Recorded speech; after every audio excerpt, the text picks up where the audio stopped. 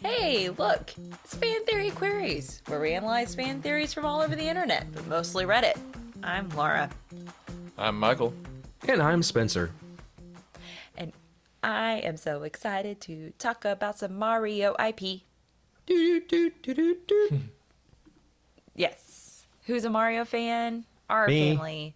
What about you, Michael? Oh yeah, absolutely. The thing is, with this theory references a game I have never played, so I will need your help with it. Okay. So this theory comes from user ChronoKicks. How does Bowser keep coming back after falling into the lava? Great question. ChronoKicks thinks they have the answer. They say, you remember the Koopa Kids? I'm not talking about Morton, Roy, Bowser Jr., Larry, Lemmy, Iggy, Ludwig, or Wendy. I'm talking about those Koopa from Mario Party 3. You ever notice how similar they look to Bowser? I know they are his children. They're supposed to look like Bowser. What if I told you that those little Bowsers were just that? Actual little Bowser clones.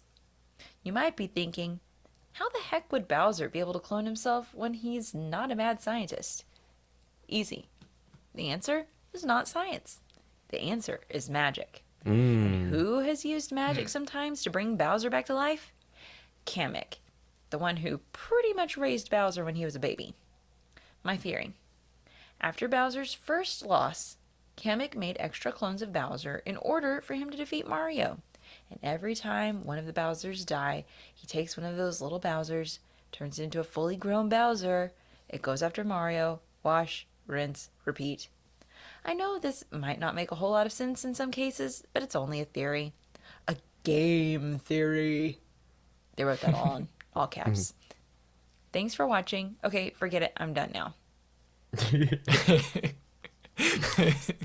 So as I was first Way to reading have that some about confidence there, Chrono Kicks. yeah, that really fizzled out there. At the end. So I don't know about y'all, but as I was first reading this and I was reading about like all the Bowser clones and as one dies, they take out a new one. Who else was thinking of the Prestige? Not me. Yes. But that's funny. That makes it so much more tragic to think of those Yep. little Bowsers. No. But each of those tanks are filled with lava. Oh goodness. Yeah. Okay, so talk to me about Mario Party 3. I've never played that one. Well, I just looked it up. I mean, it's just like any other Mario Party, except it was the third one. And the thing is, so it's Koopa Kids, but they're also been referred to as Baby Bowser. In fact, Baby Bowser's made their debut in Mario Party as Bowser's henchmen. They are only seen on the final board of the game, Eternal Star. So they are there. 7 baby Bowsers. When the players find Bowser, he forces them to challenge 7 baby Bowsers to get the stars back. So yeah, they are there, and then they come back in pretty much every episode or every Mario Party after that. But so in Mario Party 5, I'm looking at what they're now being called Koopa Kids, and they're different colors. One's green, one's blue, one's red. I think I found a picture of what you're talking about. Yeah. He's got a hand on the redhead's head. So those are the Koopa Kids from Mario Party 5. Okay, yeah.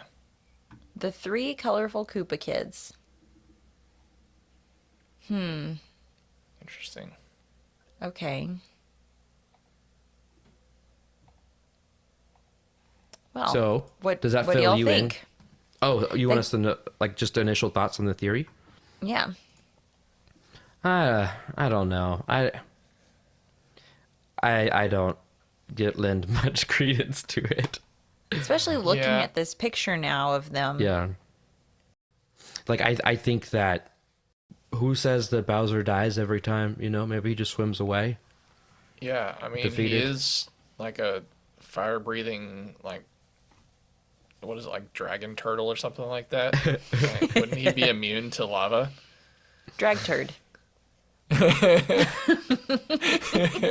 it be Yeah. known that Bowser is officially the species drag turd.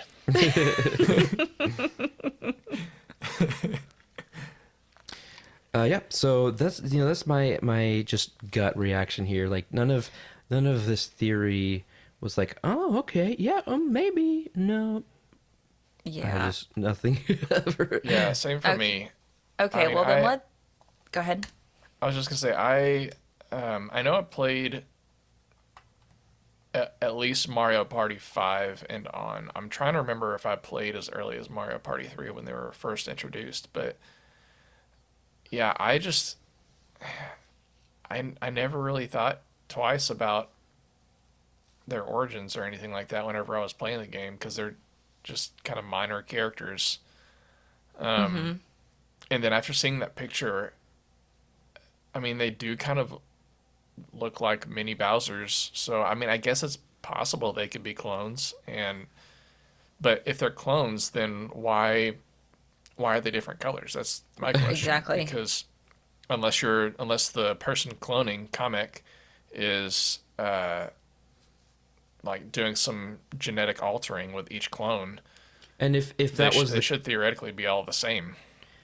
but even if it was a clone, and if we're following this theory of, well, if Bowser dies, he just grows up one of these clones, then we would see a colorful Bowser.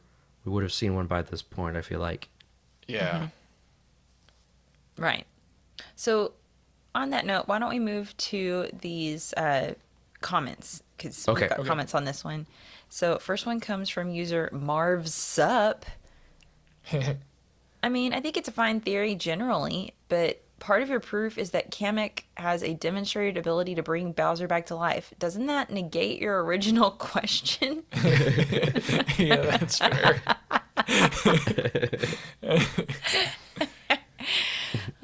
That sounds like a dad talking to their child about, like, okay, good job, son. But did you think about that time when you said. Okay. Next response comes from user M. Caruso. Wow! I was about to do the same thing. Yes. Okay, and they say, I mean, Bowser is a big fire-breathing dragon turtle. See? Drag turd. A Yep. little lava would damage him, but probably not kill him. Even Mario, in Super Mario 64 at least, can hop in a pool of lava and only get slightly hurt. And a response to that comment from user Joel Bull 73 says, "Yeah, I always viewed him as as basically immune to lava, which explains why his castle/kingdom is in the most secure location on the planet for him. Explains why he can keep falling but never get permanently taken care of. Ironically, the Super Mario RPG supports this a bit as it took the baddies from space to finally evict him." And another user replied to that, Forsyth said, "Lava did do some serious damage to him in New Super Mario Bros., though. I mean, that's where Dry Bowser comes from." See, I didn't know that. Me neither. I didn't know that's where Dry Bowser comes from. Which, for those that are unaware, Dry Bowser is a skeleton version of Bowser. User One Angry Duck says, "That raises another question. Why does Mario keep tossing Bowser into lava?" Because it's Chris And Pratt. then a user responds to that. User Ghost in the Chell says, "Because Mario and Bowser are actually best friends." Peach has dementia, so Toad runs the kingdom while Bowser kidnaps Peach. Every time she forgets she loves Mario, Mario saves her. They fall in love all over again. Mario defeating Bowser is all part of the show. And user the Mcrit replied to that, "Super Mario 50 First Dates." That's my favorite comment. I love it so much. That is so funny. Oh man. So we have another comment here from Illogical Fourth saying, I think the Koopa have evolved this super resistance to fire, which is why they keep all the fire traps and lava pits around, and why they all, including Bowser, get hit with a fireball and or fall into lava and just walk it off. Hence, dry bones. And then they regenerate their damaged flesh and shell. Same for Bowser. I imagine it might be harder for paratroopers, as growing wings back could prove a challenge. That's true. User Demo2373 says, then how are they taken out by Mario's fireballs? And here we go. You ready, Michael? Oh, yes. Illogical Fourth comes back with some. We're going to go into some different IP now. It says, I said resistant, not immune. You ever played D&D? Illogical Fourth, like, took the nerddom and threw it into a lava pit to, like, forge it into a new nerddom. And I love it. Creatures that are fire resistant can still take fire damage. Creatures that are fire immune can't. I mean, what happens when Mario gets a power up but then gets hit? Does he die immediately? And even now, is he canonically dead? Who knows? Maybe the natural flora of the Mushroom Kingdom has given everyone the Earth realm, ours, not MK. Mushroom Kingdom. Oh, Mushroom Kingdom, equivalent of superhuman ability. Goodness. And then Say and Walsh 3 replies, this is pretty much true, though Koopa shells are not a part of their anatomy, and dry bones are deceased Koopa Troopas inhabiting their old bodies, not ones that fell into lava or got burned. Paratroopa wings also aren't natural, they're power-ups. They use the P-Wing from Super Mario Bros. 3. Interesting. So this went into stuff that I don't even know about. It's all important to answer the question. All relevant. Okay.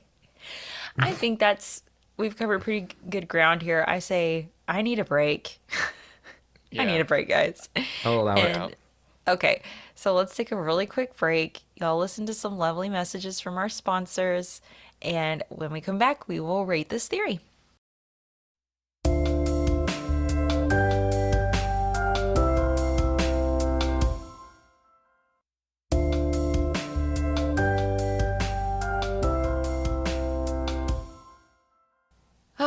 Thank you, folks. I feel so much better. We are back.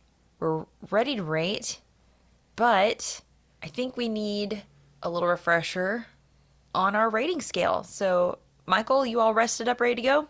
Of course, I am ready to do this. The highest rating that we have is Genius. This is reserved for only the best theories, which we believe are better than the actual canon. The next step down is Plausible. It's a good theory, it's believable. Unlikely is next. It's not a terrible theory, but pretty unlikely, as the name suggests. And then the last thing is Preposterous. These are the theories that are just stupid. Basically, we're all dumber for having listened to them. Okay, so Can I who go would first? Go for it. All right, this is preposterous. This is so dumb. This is really dumb. I can't take it seriously, especially the way they ended it. Thanks for watching. Okay, forget it. I'm done now. They're not even confident in their own theory. Yeah, it is just a theory. Not nearly possible at all. So preposterous. Yeah, this is definitely preposterous. There's not really any reason to elaborate. It's just preposterous.